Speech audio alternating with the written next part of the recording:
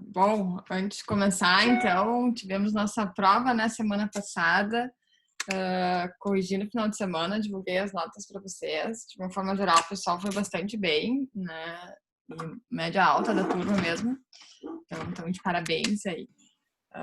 Acho que a maior confusão, assim, o erro mais frequente entre as provas foi na questão de ponto de ficha, né? Por mais que foi uma coisa que a gente exercitou bastante, mas a questão do ponto de ficha ele explorava um pouco a inversão, né? Então, o conceito de ponto de ficha não tem a ver com o VPL ficar positivo ou negativo. E aí que alguns se confundiram, né? Que tinha a tabelinha e perguntava onde se dava o ponto de ficha.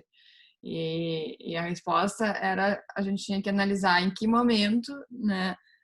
Projeto A e B se invertiam, ou seja, né, com uma TMA de 0, de 5, de 10%, o projeto A vinha melhor, com um resultado melhor, independente se era positivo. Professora, Oi. nessa questão tinha como chegar num valor preciso do ponto de vista ou a gente só chegava numa faixa? Numa faixa. A ideia Tá. era só indicar assim quando que acontecia a inversão, né? Se era no intervalo de TMAs entre 5 e 10 ou entre 10 e 15. E a grande maioria colocou no intervalo em que deixava de ser positivo e passava a ser negativo. E não era isso, na verdade era só comparar, né, entre o projeto A e B, quando que o projeto A deixava de ser a melhor opção e o projeto B passava a ser a melhor opção. Tá? Então foi esse um ponto frequente assim de erro que eu observei nas provas. No resto, a grande maioria foram detalhes ali que se passaram. E eu deixei o gabarito, se não me engano. Tá bem, eu vou olhar a mensagem que veio aqui. E eu acho que eu postei ou não postei o gabarito da prova? Deixa eu olhar aqui. Não. Não? Tá, então eu posto no final dessa aula, eu vou deixar lá o gabarito disponível. Nossa, tá cheio de coisas no nosso mundo.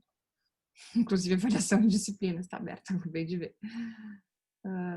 Engenharia econômica, aqui. Não, eu vou colocar lá o gabarito da prova no final da aula aqui, pode deixar.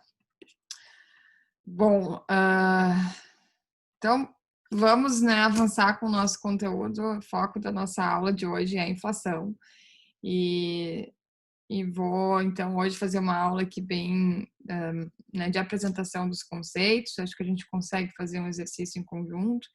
E já aviso a vocês que semana que vem, eu vou deixar alguns exercícios para serem feitos.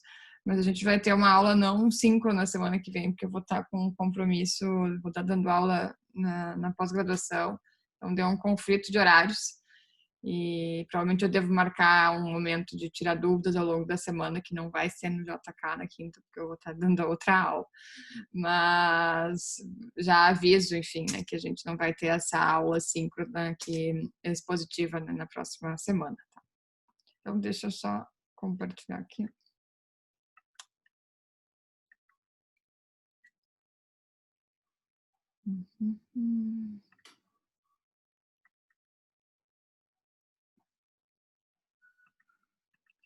Então, pessoal, inflação, né? Por definição, o que é a inflação? A primeira pergunta, assim, se a gente começar a trazer esse conceito para a aula de engenharia econômica, é a gente refletir um pouco sobre o que ela representa, né?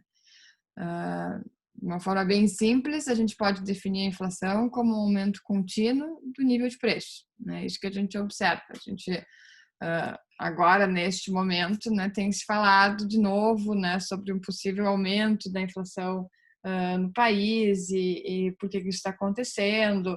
Já teve momentos que se começou a discutir também quase que a deflação, né, em algumas situações. E o que ela representa?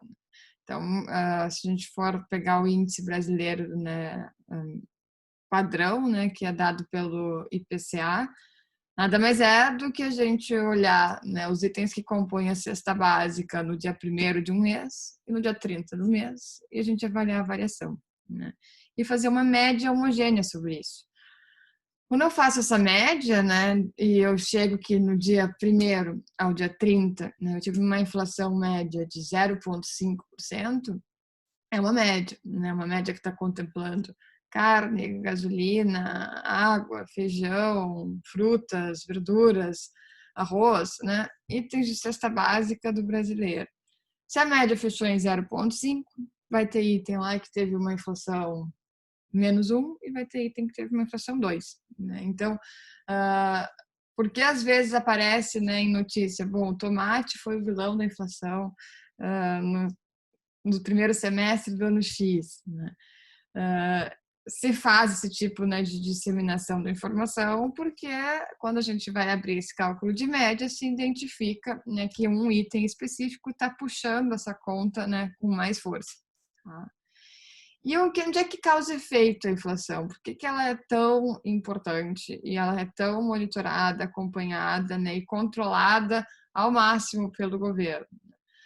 Ela causa um efeito direto na distribuição de renda, né, e principalmente afeta os menos favorecidos. Então, quando a gente olha a população brasileira e entende, né, que a gente vive num país que tem uma desigualdade, né, interessante entre os estados e dentro da população. Então, tem uma pequena parcela da população com muito dinheiro e uma grande parcela da população com muito pouco dinheiro. Para uma pessoa que vive com salário mínimo, qualquer aumento de preço só remete um efeito muito grande na capacidade de compra desse sujeito, né? E muitas vezes até de condição de vida realmente básica, né? No balanço de pagamentos, né? Outra coisa que é super importante, quando a gente começa a ter índices inflacionários muito altos, significa que se eu amarrar um contrato, né, em janeiro com o valor de R$100.000 e naquele ano eu observei uma inflação de 10% e eu teria pagamentos ao longo de 12 meses, em dezembro 100 mil já viraram 90, né? Eu perdi valor do dinheiro, né? Eu perdi 10% de valor de dinheiro só pelo efeito inflacionário. Tá? Então, no ambiente que há uma inflação muito pesada, a amarração de contratos, correções de parcelas são de extrema importância, né, para que não se haja perda né, no montante recebido, realmente, né, no ciclo financeiro, em função da perda de valor da moeda, né? As expectativas de um mercado de capitais, né? Então, a inflação, a gente logo vai ver no próximo slide, ela tem uma relação muito forte com a economia como um todo, né?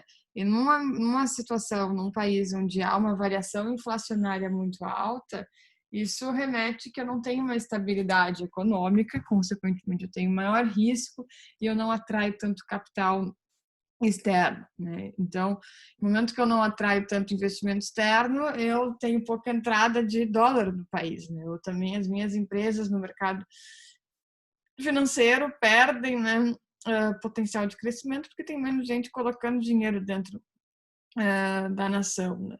Então, a inflação ela tem uma relação direta, né, com o risco, né, o risco do país, com a classificação de risco e, consequentemente, leva, né, a maior instabilidade também econômica. Então, assim como quase tudo no mercado financeiro e econômico, né, a inflação também é um dos índices aqui extremamente importantes e que está relacionado no mercado, né, de um efeito aqui bola de neve, né? Quando algo vai mal, a tendência, né, é que todos esses índices também têm maior dificuldade de ficarem estáveis, né, para a gente realmente ter uma economia consolidada. E como é que acontece, né, como é que se configura, né, o aumento dos preços e se observa, né, uma inflação crescente, uma inflação estável, uma inflação que cai, né? Por que isso está sempre se mexendo e qual a relação que isso tem com a economia? Tá? Então vamos pensar um pouquinho sobre esse ciclo aqui que ele é, né, vicioso, tá? Então, digamos que a gente tem, né, uma inflação, né, maior do que o nível de preços internacionais, tá? O que isso causa imediatamente aqui na capacidade de produção nacional, né? O nosso produto passa a ser mais caro, tá? Então, se eu tenho um produto nacional mais caro, eu acabo indiretamente estimulando a importação. Não vale a pena produzir dentro do país se é mais barato eu trazer da China, eu trazer da Tailândia, eu trazer, né, da Índia, por que eu vou pagar mais caro, né, para comprar um produto nacional? No momento que eu estimulo a importação, eu desestimulo a indústria interna e eu, né, causo um problema de balança comercial. Ou seja, eu estou comprando muito, né, produto externo, né, e produzindo, né, e exportando menos, né? Então eu tenho mais importação do que exportação.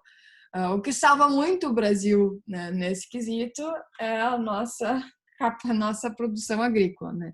Então a gente é um país que se sustenta muito em commodity, que vende, né, exporta muito minério de ferro, muita soja, muita carne, né, e se mantém num saldo de balança comercial equilibrado, muito influenciado pela produção agrícola.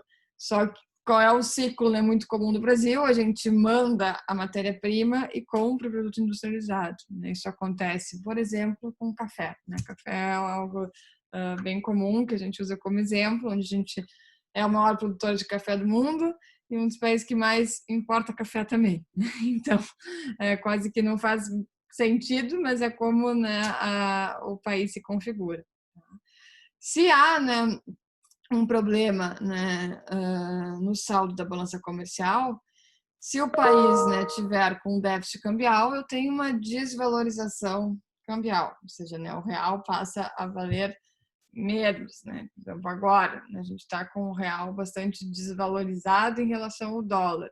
Mas o estar muito valorizado também é um problema, né? Porque se eu estou sempre exportando, né? E no caso que eu estou explicando para vocês, a gente tem uma economia que está presa, né, em muitas commodities, a situação de um dólar muito baixo é muito ruim, né? Porque a gente está vendendo soja ou vendendo arroz, vendendo gado, considerando o preço dolarizado, né? E no momento que o dólar está muito baixo, o produtor aqui acaba faturando menos, né?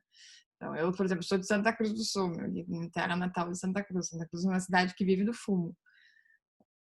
Nesse, assim, dólar alto em Santa Cruz, é a alegria da cidade, né? Porque as fumageiras realmente faturam muito mais, né?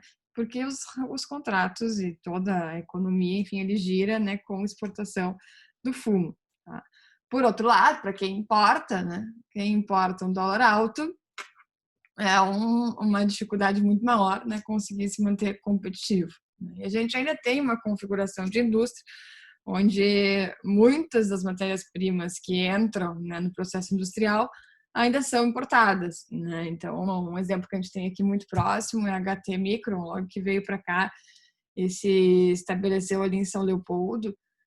É uma empresa de altíssima tecnologia, né, que produz os chips e traz toda uma bagagem tecnológica para a região, mas quase que, sei lá, né, não vou lembrar o índice, mas logo que ela veio, se não me engano, era 70%, 80% dos itens, né, que eram utilizados para a montagem dos chips eram importados, né? Então se tinha uma discussão muito grande, realmente ela está trazendo inovação e tecnologia para a região ou está só montando coisas no Brasil, né? Então isso é sempre muito discutido, né, sobre o que além, né, de realmente gerar empregos e trazer a indústria para cá, se gera de conhecimento, de capacidade tecnológica nacional, né, quando a gente está falando em empresas de alta tecnologia.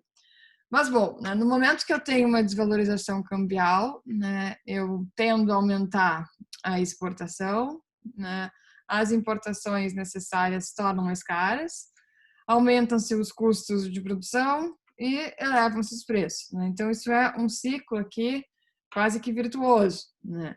E, em paralelo, a gente tem algo que é super importante aqui rodando, que é a taxa de juros, né? Uma Selic, né, que se mantém mais baixa, por que ela tem uma relação direta, né, com a inflação? No momento que eu tenho uma Selic mais baixa, eu facilito com que as empresas busquem capital, né? Então se capitalizem e peguem dinheiro, façam investimentos internos aqui, né? Vão investir, vão produzir mais e a população, né, também vai ter um acesso maior ao capital e vai comprar mais, né? E vai estar estimulando a economia. E aí eu tenho que cuidar, né, para não cair num problema também de oferta e demanda. né? Então, no momento que eu começo a ter muita demanda, né, e uma oferta pequena, eu também, de alguma forma, influencio para que os preços subam, por uma questão de mercado, né? Então, o controle, né, da taxa de inflação como um todo, né, na economia, né, nacional é de extrema importância, né, e não é nada simples, porque dependendo do elo da cadeia, né, sempre tem um ponto de ganho, um ponto de perda, né, no momento que a inflação começa a estourar. Mas, né, para se manter um país, né, e a economia mais estável, é um dos indicadores mais que tem que ser acompanhados, né, que a gente consiga operar numa inflação estável, né, para que se tenha maior controle sobre o real valor da moeda, né, e que possa se manter a economia rodando, né, em parâmetros que se entendam como razoáveis, né, de gestão, enfim, e fluxo de capitais, né. No Brasil, a gente tem uma história, né, bastante pesada sobre a inflação, né, então, antes de entrar o Plano Real, né, se vivia aí em dias em que a inflação batia 1.000, 1.500% em um único dia, né, ou seja, ir no supermercado de manhã ou de noite fazia muita diferença, né, em relação ao poder de compra que a população tinha com a moeda. Tá? Mais recentemente, desde a entrada do Plano Real, né, em 2015 e 2016 foram os anos de maior que se observou a maior taxa de inflação desde o início do Plano Real. Né? Ano da Lava Jato, né, anos de bastante escândalos, né, de corrupção, anos que o Brasil teve uma baixa nessa categoria de risco nas agências internacionais e perdeu muito investidor, né, muito investidor externo, tirou os seus investimentos do país, né, e tudo isso desestabilizou a economia, sem falar, né, em outras questões políticas, econômicas também que se estabeleceram na época. Hoje, né, o país, felizmente, mesmo com toda a situação da pandemia e o que tem se configurado nacionalmente na nossa economia, tem conseguido manter, né, um controle inflacionário mais estável, né, e, ao mesmo tempo, taxas de juros mais baixas, né? Então, está conseguindo chegar num patamar, né, de uma economia um pouco mais madura, assim, se a gente olhar o mercado americano, o mercado europeu. Bom, a Europa, a grande maioria dos países europeus vive um cenário inverso, né, um cenário de deflação, o que também, né, é preocupante. Europa, Japão, então eu, né, não tenho o outro, o problema inverso, né, que também tem que ser controlado e monitorado, porque da mesma forma, né, expõe o país para outros tipos de problema. Nos Estados Unidos também uma inflação muito baixa, né, perto de 1,5% ao ano, né, e taxas de juros também, né, que ficam aí próximo de 1% ao ano, né? Então, aqui no Brasil, né, no momento que a gente conhece que a inflação faz parte da nossa economia, né, a incorporação da inflação em qualquer análise econômica é fundamental, né? Não incorporar a inflação é ser míope nesse sentido, né? Se eu pegar o exemplo que eu falei antes sobre os R$ 100.000, assumir que se eu fechar um contrato hoje, né, de R$ 100.000 sem nenhuma correção a nenhum índice de mercado, eu vou estar perdendo dinheiro, né? Porque sim, né, vai, né, ao longo de um ano vai ser observado uma inflação de 4, 5%, né? Então eu já saio perdendo aí 4, 5 mil reais por simplesmente, né, não amarrar o contrato num índice inflacionário, né? Então, se a gente olhar, né, um espectro aqui desde 98, né, qual foi o IPCA aferido e qual era a meta, né? Então, a meta sempre está girando aí perto dos 5%, é 4,7, se não me engano, 4,8. E a nossa inflação aqui, né, girando, batendo, né, posições aqui bastante altas, né, nos anos recentes, 5 anos atrás, não faz tanto tempo assim, né? E hoje ela está, né, já bem mais baixa novamente, né, gira em torno, né, dos nossos 3% ano. E como é que a gente incorpora, né, a taxa de inflação, então, das nossas avaliações econômicas? Tá?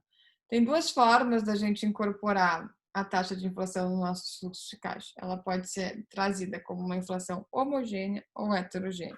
Tá? Quando a gente configura um índice único, como por exemplo o IPCA, o que a gente faz é homogeneizar a inflação em uma única taxa. Então, antes, quando eu falei sobre o conceito base de IPCA, eu disse, né, o IPCA representa, na verdade, uma média, né, de todos os itens da cesta básica do brasileiro. Ao pé da letra, se a gente pegar a carne, o feijão, o tomate, o arroz, né, cada um desses itens tem uma inflação única. E a gente, né, unifica isso num índice e encontra, então, o valor do IPCA. A gente está, de alguma forma, homogeneizando, né, o índice de inflação. Se eu conheço um índice, né, homogêneo, eu posso trabalhar, né, com a inflação homogênea, né, e incorporar ela no nosso fluxo de caixa de duas formas. A gente pode inflacionar todas as variáveis e, para isso, né, inflacionar todas as variáveis, inclusive a TMA, ou a gente incorpora, né, a inflação dentro da depreciação, a gente vai entender um pouquinho como é que isso funciona, e não precisa, né, inflacionar as variáveis, tá? Então, são duas formas de resolver matematicamente aqui os problemas de inflação. Bom, uma das primeiras coisas que a gente tem que fazer, né, é incorporar a inflação na nossa TMA aqui. Deixa eu só... Não tá vendo? Puxa, um minutinho aqui.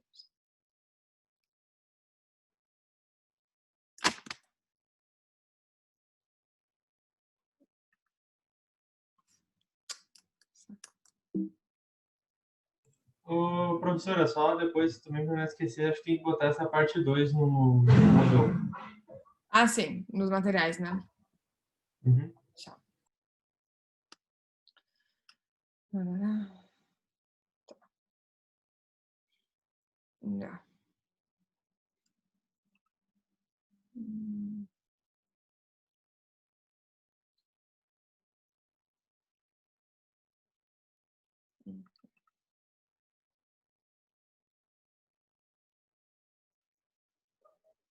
Então, o que significa, né, inflacionar a TMA? Né? Digamos que a gente tenha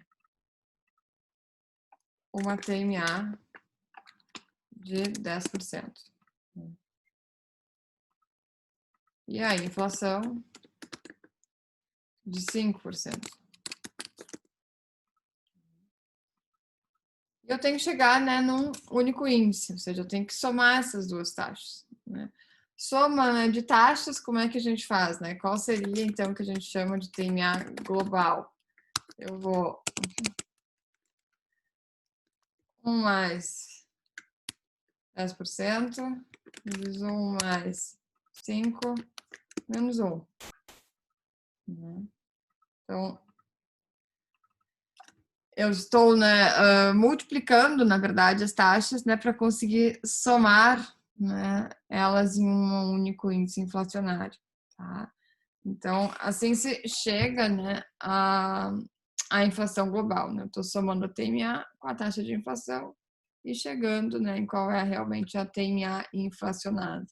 Num problema, né, em que eu tenho uma inflação homogênea de 5% e uma TMA de 10%, a TMA a ser usada para resolver, né, o cálculo então do VPL seria, né, 15,5%.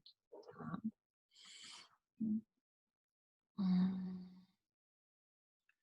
Bom, qual é a outra forma, né, que a gente pode também incorporar a inflação, né, dentro dos nossos problemas? Existem duas, tá? A gente pode, numa primeira alternativa, eu posso inflacionar todas as variáveis e trabalhar com a TMA global, ou a segunda alternativa. Eu posso deflacionar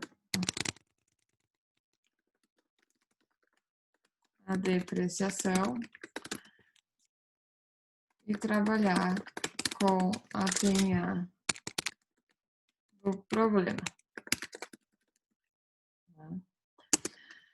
Por que isso, tá, gente? Quando a gente estudou a depreciação, qual é uma das características básicas do conceito de depreciação? É que ela não é, por lei, passível, né, de ser inflacionada. Né? O que o governo assume? Que a depreciação já é um benefício fiscal, né? E que a cada ano, digamos que eu comprei o carro hoje, e ele está perdendo 10 mil reais por ano. E ao mesmo tempo, esse carro, ele está comigo e está me gerando despesas de manutenção, né? Eu levo ele na concessionária para fazer revisão, eu tenho despesas que reduzem do meu resultado e, consequentemente, lá no final do exercício, fazem com que eu pague menos impostos. Se eu não tivesse o carro, não teria gasto esse dinheiro com manutenção. E o governo pressupõe que esse gasto adicional com manutenção seria equivalente à correção monetária do período. Tá? E por isso, então, a depreciação não estaria sujeita, né, a sofrer o efeito inflacionário. Tá? Isso quer dizer que se a gente tiver um problema muito simples, tá? Digamos que eu tenho custos de 10 mil reais e eu tenho receitas de 20 mil reais, com aquela TMA, um investimento, deixa eu botar de 30 mil. Vamos fazer uma coisa bem simples aqui. A vida do projeto, então, vou colocar aqui que são 4 anos. E a inflação de 2%, tá? Olhando para essas nossas duas alternativas aqui, né? A gente pode resolver esse problema muito simples usando essas duas formas. Né? Como é que ficaria a primeira alternativa? Tá? A gente vai montar um probleminha aqui, são os 4 períodos. Nosso investimento, custos, receitas.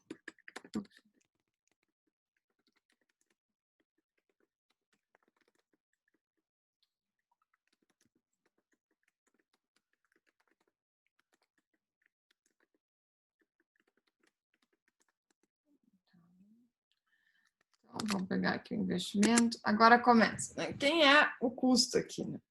Eu tenho uma inflação correndo, o custo dado seria 10 mil reais ao ano, mas eu tenho que inflacionar ele. Né? Então, na verdade, aqui o custo, né, será os 10 mil vezes 1 mais a taxa de inflação elevado no período. Ou seja, né, dado que existe uma inflação de 2% ao ano, os 10 mil reais do instante 0, no instante 1, equivalem a 10.200. Uhum. No segundo ano, né, 10 mil de hoje equivale a quanto em 2 anos? 10.400. Tá? Os 10 mil do 0 equivale a quanto, né, em 3 anos? Equivale a 10.600. Ou seja, ano ao ano, né, considerando que existe uma inflação anual de 2%, ao ano, né, os 10 mil reais do 0 tem uma equivalência diferente. Né? Antes eu comentei sobre o efeito da inflação quando ela é muito alta. Isso aqui é 2015. Né? Olhem o impacto que causa, né, nas análises econômicas. Se tu não considerar, se tu não amarrar isso nos teus contratos, que susto lá na frente. Né? Então, inflações elevadas remetem a um controle aqui preciso de fluxo de caixa muito importante, né? Porque é muito rápido aqui, muito rápido, né, o impacto sobre o fluxo financeiro realmente das empresas. Né? E por fim, então, em 4 anos, 10 mil reais equivale a 10.800, considerando 2%, né, de inflação. E a mesma coisa eu vou fazer para as receitas. Né? Então, 20 mil que eu, né, projetei lá no instante 0 equivale a quanto no final do primeiro ano? 20 mil vezes 1 mais os 2% elevado no segundo ano. 20 mil, vou fazendo bem devagar aqui para a gente ir gravando mesmo. dividindo 1 por 1. Claro que a gente pode arrastar isso. 20.000 vezes 1 mais os 2% elevado ao cubo no terceiro ano.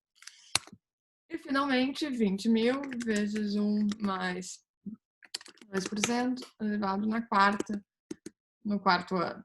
Tá? Bom, feito isso, segue tudo igual. Receita menos custo. A gente vai montando o nosso fluxo de caixa. A depreciação aqui eu vou dividir os 30 em 4 anos. Vou gerar o fluxo de caixa tributável.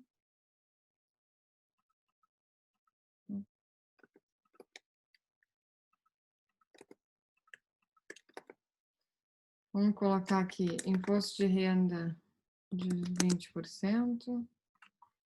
E antes faltou TMA de 8%. Assim.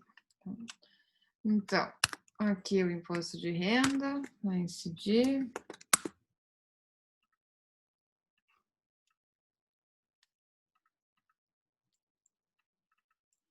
E fluxo de caixa depois do imposto. Tudo igual ao resto, né? Sobre isso que estou andando aqui. O que mudou só foi que inflacionamos custos e receitas. Beleza, cheguei aqui e agora, né? Para a gente calcular o VPL, posso usar a TMA de 8%? Estou na primeira alternativa. Eu inflacionei custos, eu inflacionei receitas, eu preciso trabalhar com a TMA global. Quem é a TMA global? A TMA global é a soma da TMA com a inflação. Então, eu preciso obrigatoriamente calcular o VPL, né, utilizando a TMA global do projeto aqui. Então, lá no cálculo de VPL, essa é a TMA que a gente vai puxar o cálculo. Né? E chegamos aqui, né, no nosso resultado. Tá? Isso é a forma de resolver um problema de inflação usando essa primeira alternativa, que faz sentido, né? É fácil a gente entender. Eu estou inflacionando as variáveis aqui postas, né? Considerando a taxa de inflação vigente, e isso está me gerando um resultado lá na ponta. A outra alternativa seria, bom, mas e se eu usar nessa opção de só deflacionar a depreciação, como é que fica? Então, vamos fazer aqui a alternativa 2. Né? Alternativa 2.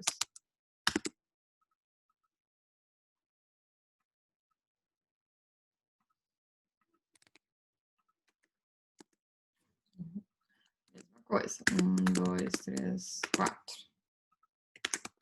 Investimento, impostos, receitas, imposto.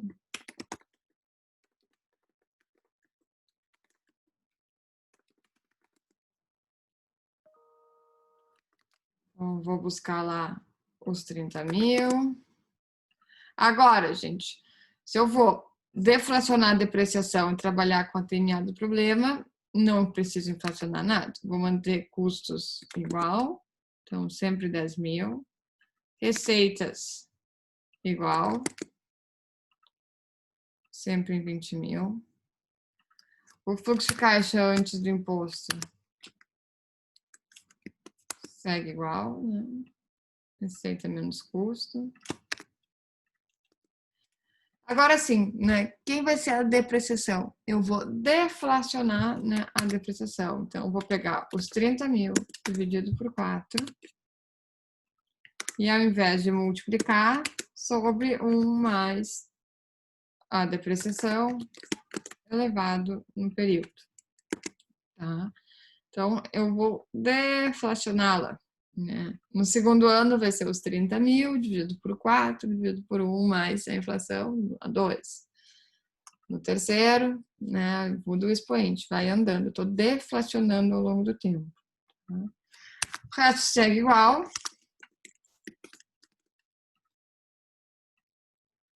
E aqui vou calcular o imposto.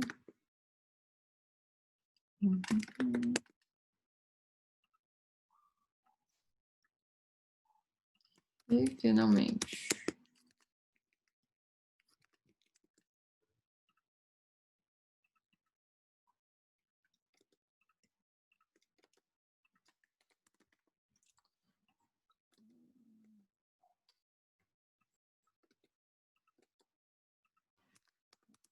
puxar o VPL e agora a minha TMA será só 8. A regra é, né? Se eu deflacionar a depreciação, eu trabalho com a TMA do problema. Ok, puxei os 8%. E, magicamente, está aqui, né, o mesmo resultado. Então, eu posso resolver o problema inflacionando as variáveis e trabalhando com a TMA global, que é a opção 1, tá? Que, assim, tradicionalmente os alunos acham mais fácil, porque parece mais, né, fácil de entender. Ou eu posso deflacionar a depreciação, né? Não mexo em receita, só deflaciono a depreciação, trabalho com a TMA normal, né? E vou chegar no mesmo resultado econômico do projeto. Tá? Então, são duas formas, né, de resolver um problema, utilizando, né, incorporando a inflação dentro da análise econômica. Tá? Perguntas até aqui, gente? Tranquilo? Para mim, tranquilo. Sim. Eu acho Pra mim também. Tá bom. Bom, então vamos avançar um pouquinho. E se a inflação, né, não for homogênea, né? Se ela for heterogênea, o que isso quer dizer? Né? Se eu voltar ali para os meus custos e as minhas receitas, eu dizer assim, bom, os custos podem sofrer uma inflação de 5% e as receitas podem sofrer uma inflação de 3%, que é bem comum, né? Sobe mais os preços que a gente, né, do que a gente está comprando, a gente não consegue transmitir, né, esse aumento de custo para o mercado, né? Como é que se faz, né? Como é que a gente incorpora, tá? E voltando ao conceito de IPCA, né, quanto índice inflacionário, se a gente for bastante preciso, dentro dessa cesta básica, poderia trabalhar com o índice exato do tomate, da carne, da gasolina, e se eu for para outros mercados, digamos que a gente está fazendo uma análise econômica que está no mercado de uma siderúrgica, né? Eu vou trabalhar com a variação da commodity do aço. Eu estou trabalhando no mercado imobiliário. Existe o Índice Nacional da Construção Civil. Vou trabalhar com esse índice, né, para corrigir a minha variação econômica. Tá?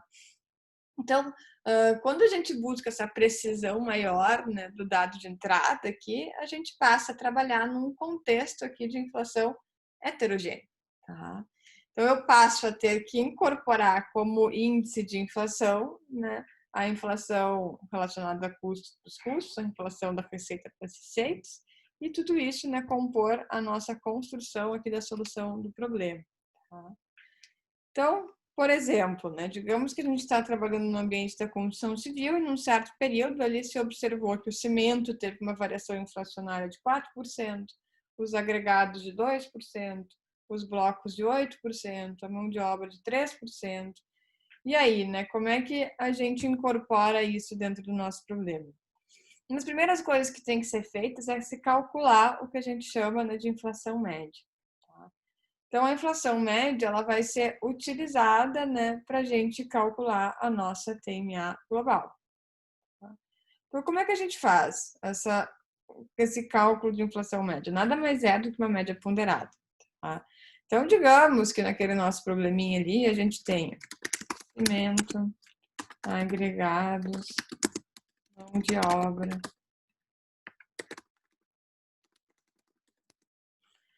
O que mais era? Cimento, agregado, mão de obra e os blocos.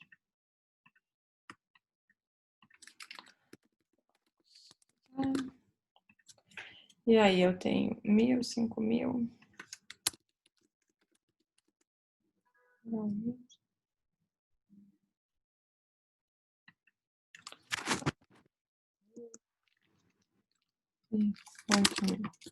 Tá? Vamos que são os valores aqui, né? Então, custos. E os índices de inflação. Vou ter 2, 4. A mão de obra, que é bom, 1%. Beleza, então eu tenho itens, né, de custos, o montante e a inflação relacionada, tá? Como é que chega, então, na inflação média? Nada mais é do que uma média ponderada, tá? Então, a gente vai fazer a soma produto, sum product, dos valores, com as respectivas taxas, dividido pela soma dos valores. Tá? Então, a inflação média aqui é de 2,65%.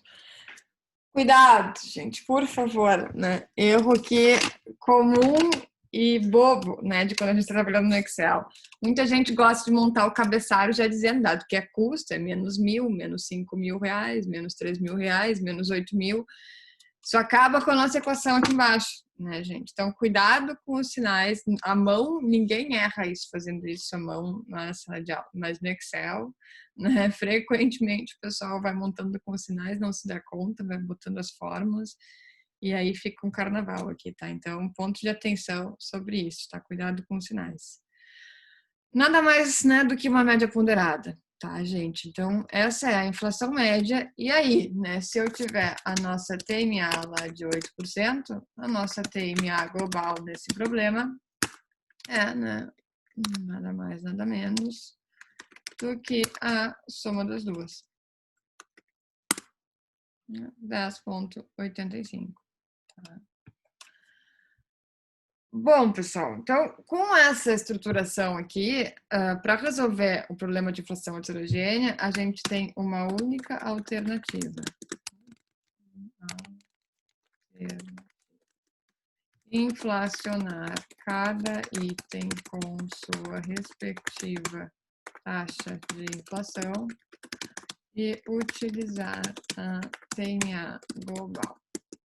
Tá? Então, não temos escapatória, a gente vai cair nesse cenário aqui. A diferença é que para cada item eu vou ter uma taxinha de inflação diferente. Tá? Então, eu vou usar um problema que temos aqui já como exemplo. Então, considerando que a gente tem um investimento aqui de 30.000, receitas de 10.000, custos de 500, gastos com mão de obra de 1.000, materiais de 400, o investimento tem uma vida de 6 anos, depreciação linear, submetido a uma alíquota de 20% de imposto de renda, e temos essas taxas de inflação. Né? Como é que a gente resolve esse nosso problema? Então, deixa eu só copiar os nossos parâmetros aqui. Grande.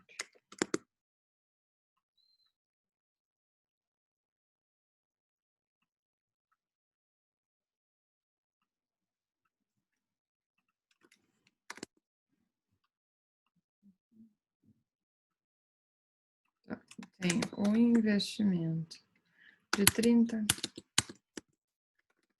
receitas de 10.000,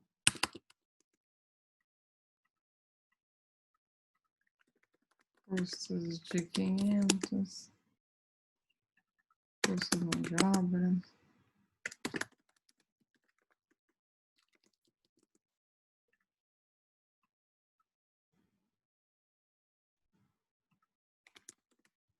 Com 6 anos. 2.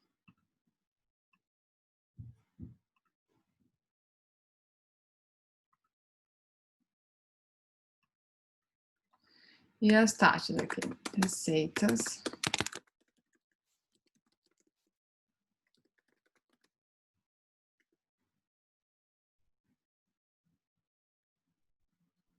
Opa.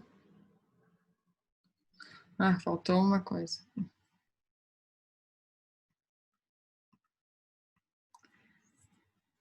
Custos de 500, mão de obra 1.000, materiais 400. Desculpa. Receitas, custos 6,5.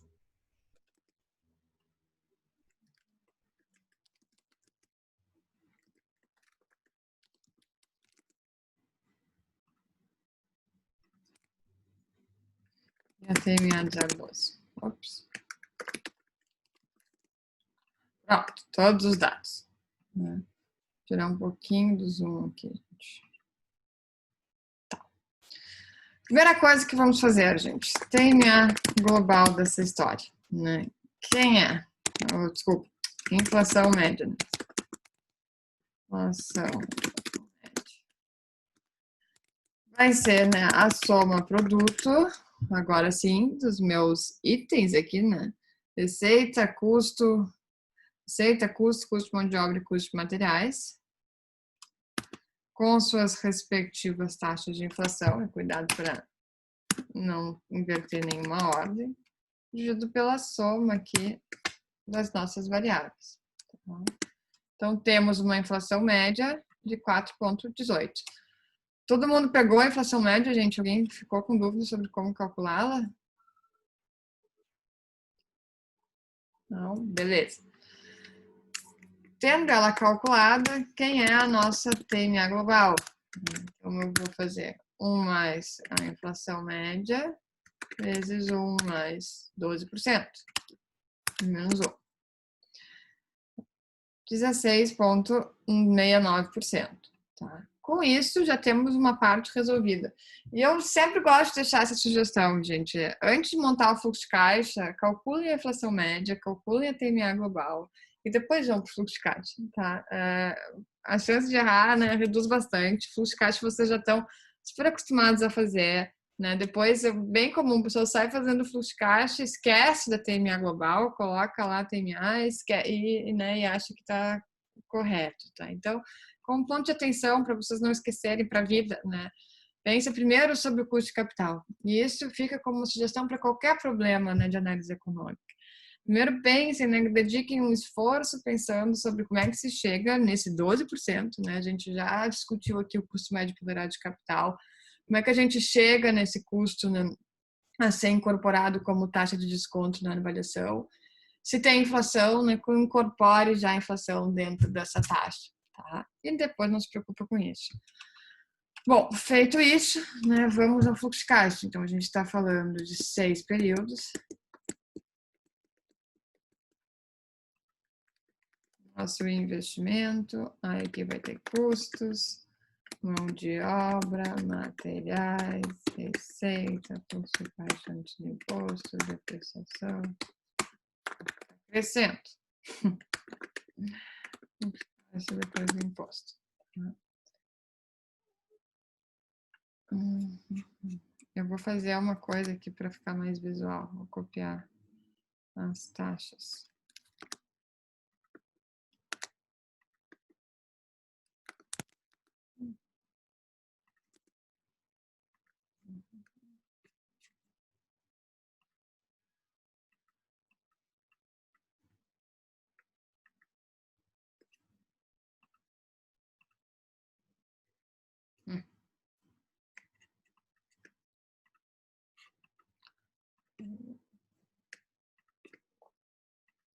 Aí vem o toque junto.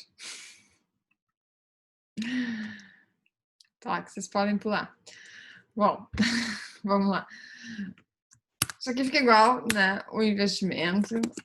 Aí vem os custos. A gente vai ter que inflacionar os custos de R$500 ao ano, né? Ao longo desses 6 períodos. Tá? Então, vamos lá. 500 vezes 1 mais a inflação elevado no período. Vou arrastar. Tá? Então, estou falando 500 vezes 1 mais 7%, no 6. Dinheirinhos. Mão de obra.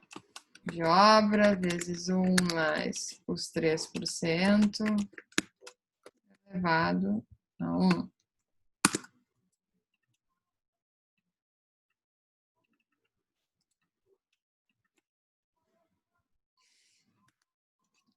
Materiais, né? Vão ser os 400 vezes 1 mais 9%.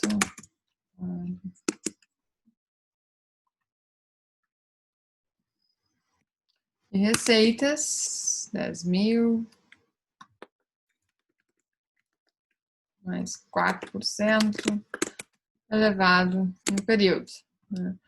Ou seja, né, os R$10.000 equivalem a 12.600 lá no sexto ano, né? Então, cada uma das variáveis a gente inflacionou com a sua respectiva taxa de inflação aqui, tá?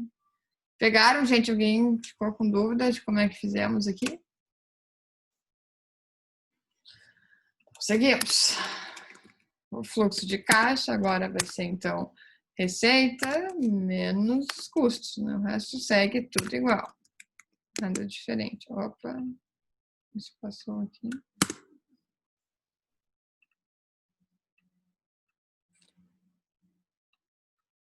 A depreciação não vai ter, né, diferença, eu vou dividir por 6.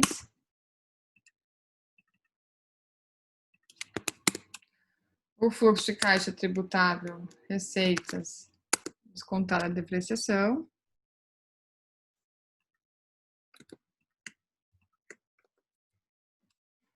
Imposto de renda.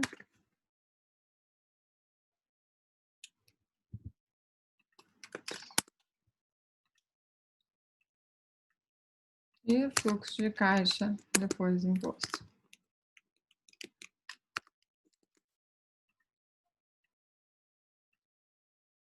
Aqui, tá? Agora sim, né? Quem vai ser o BPL? Vou puxar aqui a fórmula usando obrigatoriamente TMA global, tá? Que já calculamos, tá pronto. Sublinho e menos 138, né? Então, o projeto não tem viabilidade econômica, né? E resolvido aqui com todo o efeito inflacionário. Tá? Vamos lá, gente, algumas perguntas, tá? Olhando para a resolução desse problema agora, vamos dar uma discutida sobre isso. A inflação, ela pode favorecer o resultado? Pode, se for negativa, não poderia? Não só se for negativa, mas digamos isso aqui, a inflação da receita seja isso aqui.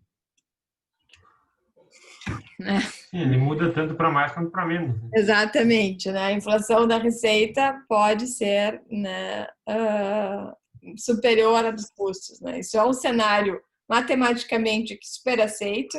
Na vida real, quase impossível da gente configurar, né? A não ser que seja um produto muito diferenciado, alguma coisa muito, né, que tem poder de dominar preço no mercado, assim, porque senão, muito raro, né? Qual é geralmente o cenário? Eu tenho uma inflação maior nos custos, eu não consigo passá-la por completo ao mercado, né? E por isso a minha inflação de receita costuma ser menor do que a de custo, né? Mas essa frase, assim, seguidamente aparece até em prova de concurso, sim, ela é verdadeira, né? Ela não é falsa, tá? Outro ponto, ao pé da letra aqui, a gente tem uma inflação média, aqui, né? Que varia de ano a ano. Vocês concordam comigo? Sim. Uhum. Sim, né? Porque como é que eu calculei a inflação média aqui? Opa, tá aqui. A inflação média, ela é dada pela soma produto, né, dos valores aqui dos montantes pelas taxas. Então, no ano 1, os meus valores já mudaram, né? Então, se a gente for bem preciso aqui, se a gente for analisar a inflação média ano a ano, eu vou ter uma variação, né? Isso com esse dividido pela soma desse.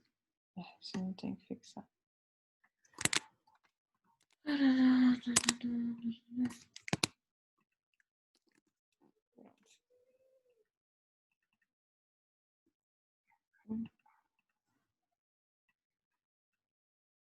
Sutil, mas existe, né? E dado que ela está variando, né, período a período, na verdade, a nossa TMA também, né? Mas não, TMA.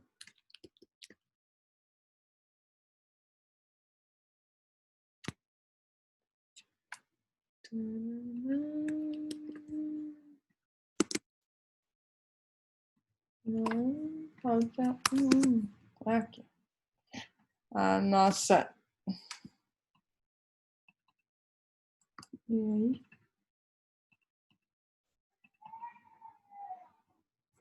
Não tem que fixar a TMA, senhora? Tem que. Vou. Obrigada. Isso. Nossa TMA, na verdade, aqui, né? TMA global está mudando período a período. Então, se for muito crítico, o nosso VPL, na verdade, aqui teria que ser calculado esse cara aqui, mais 7.000 sobre 1 mais 16% elevado na 1, mais 7.000 dividido por 1 mais elevado ao quadrado.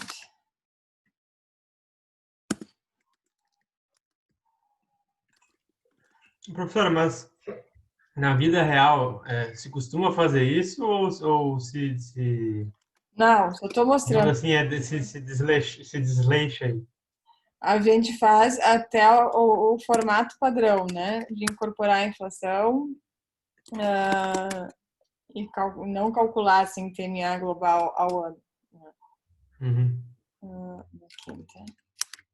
Mas só estou mostrando aqui para vocês que isso seria o verídico do verídico, assim, né? Então, se a gente for super crítico, na verdade, aqui o nosso resultado, né, iria ir para a faixa dos menos 180 com 23, tá? E isso são, assim, até foi boa pergunta, não que a gente vai fazer isso na vida real, mas onde é que isso aparece? Prova de concurso público é clichê, né? Vira essas perguntas um pouco da garratão, assim, em cima da inflação, né?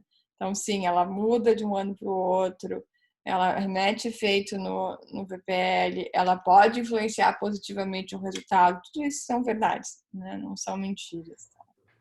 É uma mudança bem grande ali, né? No VPL dele. De um para o outro. Sim, é considerável. Mas não é muito, não estamos falando de um investimento de 30.000, R$40.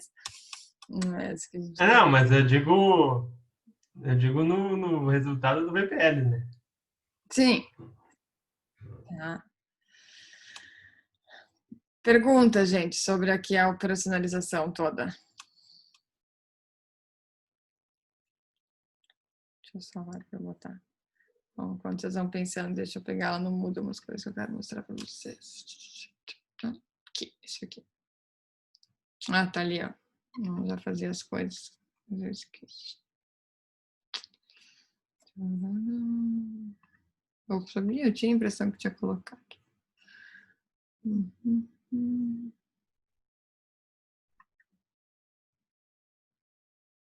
Aqui.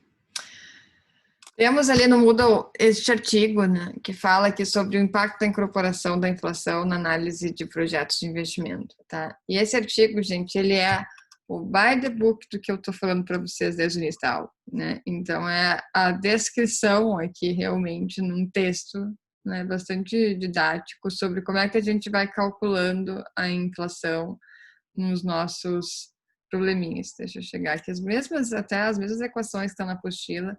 E aí ele vai mostrando a composição do fluxo de caixa, como é que se estrutura o fluxo de caixa, com e sem. Então, aqui a gente tem o cenário, né, do fluxo de caixa não inflacionado, sem consideração da inflação, considerando a inflação homogênea. Então, como é que vai se incorporando ela, né? E depois lá embaixo tem toda a explicação aqui da depreciação, lá embaixo mesma coisa, né? A gente resolvendo o mesmo probleminha, só que ao invés de inflacionar as variáveis, a gente está deflacionando a depreciação e chegando no mesmo resultado, né? E aí segue, né, que a inflação é heterogênea, mesma coisa, né? Então você vai trazendo aqui diferentes taxas de inflação, e aí se chega nos resultados.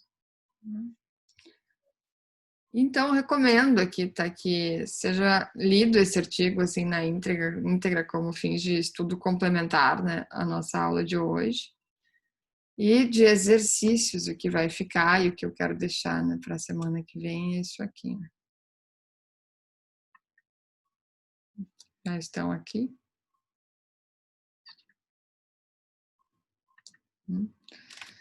Então, pessoal, o que eu gostaria muito, tá, que vocês fizessem como a tarefa da semana que vem são duas: a leitura do artigo, né, e a resolução do exercício 1 e do exercício 2 aqui dessa lista, tá? E aí quero combinar com vocês o que vocês preferem, tá? Eu posso, a semana que vem eu queria sugerir que daí então eu entrasse para dúvidas assim desses exercícios. Tem duas opções: consigo entrar das 5 até umas 5h40 da tarde ou depois das 9 da noite na quinta-feira. O que vocês preferem? A gente não fugir tanto do nosso horário de aula. Mais tarde eu tenho outra aula, acho que é complicado. Podemos combinar às 5, né? Eu vou estar das 5 às 5. Eu preferia, mas não sei se o pessoal acha. Eu acho que é melhor. Melhor?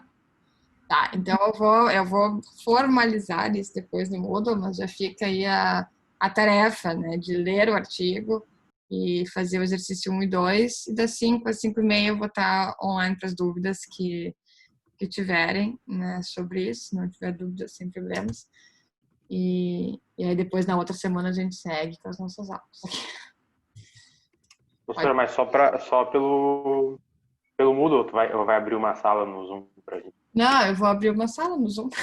Então, tá. Eu Tô só dúvida, não sabia se era só presença. Não, eu vou estar aqui na sala, mas aí depois eu vou começar a dar outra aula.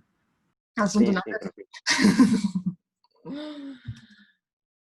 E aproveitando que a gente tem tempo aqui, vou puxar vocês aqui sobre outro assunto: trabalho dessa disciplina, né? Estamos aí nos encaminhando para a segunda metade do semestre, a qual é sempre mais curta do que a primeira, porque logo começa, né, a função de final de semestre.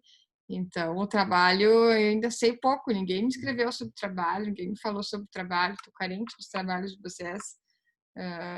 Temos que começar, né, gente? Alguém já tem aí um objeto de estudo, já sabe o que vai fazer, quer dividir com os colegas para dar uma motivada aqui, inspirar os outros. Eu tenho uma ideia, duas, na verdade. Boa. Uma é uma espécie de empréstimo que eu fiz no começo do ano. E aí depois eu vou explicar como é que funciona, mas é basicamente avaliar um empréstimo que eu fiz no começo do ano e avaliar uma construção que também tá para sair. Uma construção, tipo, casas, assim? Casas, isso, exatamente. Ah, tá.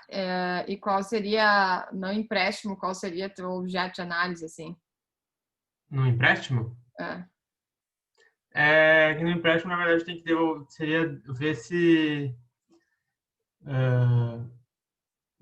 ver quanto é que vai ter que ser pago no final e se é possível fazer esse pagamento. Que não vai ser um empréstimo para comprar um carro, uma coisa assim, vai ser um esquema um pouco diferente. Sim. Se tu tiveres, né, os dados da construção, eu acho que pode ser um pouco mais interessante, assim. Essa eu tenho. Eu acho que pode ser um pouco mais fácil e, assim, mais visual de trabalhar a estrutura do trabalho, assim. Mas é só um? A gente tinha comentado que precisava ser dois, por isso que eu pensei nesse... Não, sim. Tu quer comparar? Achei que tu estava perguntando sobre fazer um ou outro. Não, tu pode comparar os dois com duas alternativas, mas tu pode pegar, por exemplo, a construção, né, e comparar o retorno que tu teria frente a se tu colocasse esse dinheiro, né, aplicado na bolsa ou no fundo de investimentos. Pode fazer uma comparação mais nesse sentido, não tem problema. Na verdade seria mais ou menos isso que eu ia fazer, mas seria mais uma comparação assim entre pegar esse empréstimo e construir, ou pegar esse empréstimo e botar na bolsa de valores, por exemplo. Tá. Essa na verdade é a ideia, fazer o cálculo assim com um empréstimo, construir uma casa e vender no período X, ou só deixar no banco lá investido, né? Tá. Não, acho que sim, pode começar com essa abordagem, acho que vai ficar bem bacana. Eu não sei, a gente já tem todas a matéria suficiente para o trabalho do Temos, grupo de temos, vocês? Tá. temos. Ô, prof, pro trabalho precisa necessariamente, por exemplo, entrar em contato com um banco, alguma coisa com financiamento, assim? Como é que... É uma das atividades, né? Não que tu tenha que entrar em contato, mas pelo Uhum. menos simular um financiamento real, assim, né? Porque, por exemplo, nesse exemplo que o colega deu de casas e tal, eu poderia fazer, vamos supor, pegar um. Tá, já falando de banco, né? Pegar um dinheiro do banco para fazer uma construção e ter aluguéis, ou pegar esse dinheiro e investir? E ver, comparar mais ou menos os retornos com. Poderia. Pode ser? Tá. Pode ser. Obrigada. Nada. Mais alguém que tenha o seu trabalho já um pouco estruturado, assim? Professora, para quando que é esse trabalho? É pro final do semestre, o dia exatamente, eu vou ter que olhar aqui. Não, sim, não especificamente o dia, que eu não me lembrava se era antes do final ou não. Trabalho de... Todo mundo vai E apresentar ele é em grupo, né? Ou ele é individual? É em grupo. Eu já vou dizer quando. Não falar bobagem aqui. Larará, apresentação dos trabalhos, dia 26 de novembro. Então tem 2 meses. É depois a prova 2. Aí tem a apresentação. Aí tem uma aula dia 3 e dia 2. Lá no final do semestre.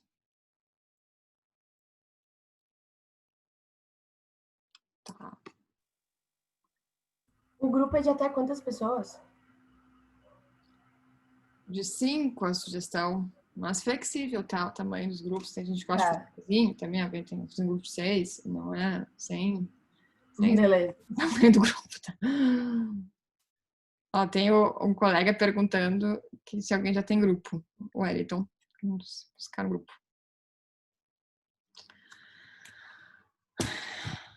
Então tá, pessoal. Então, fico aí com essas três pedidos, na verdade, para vocês, né? Além, então, das atividades, que o trabalho comece a ser aí discutido, né? Namorado um pouquinho. Para próximas aulas vou começar a cobrar, perguntar para vocês, sempre no final da aula, como é que tá. Tragam também as dúvidas do trabalho, eu vou ajudando vocês, né? A gente vai construindo o trabalho em conjunto. Aproveitem as próximas aulas também para isso, tá bom? Então, obrigada pela atenção de todo mundo. Eu vou colocar no Moodle exatamente a planilha aqui que eu fui usando, né, para explicar a inflação. Já salvei ela, vou colocar no Moodle ali. Bom final de semana para todos, né? E até mais. Tchau, bom fim de. Tchau, professor. Obrigado. Nada. Professora. Tchau.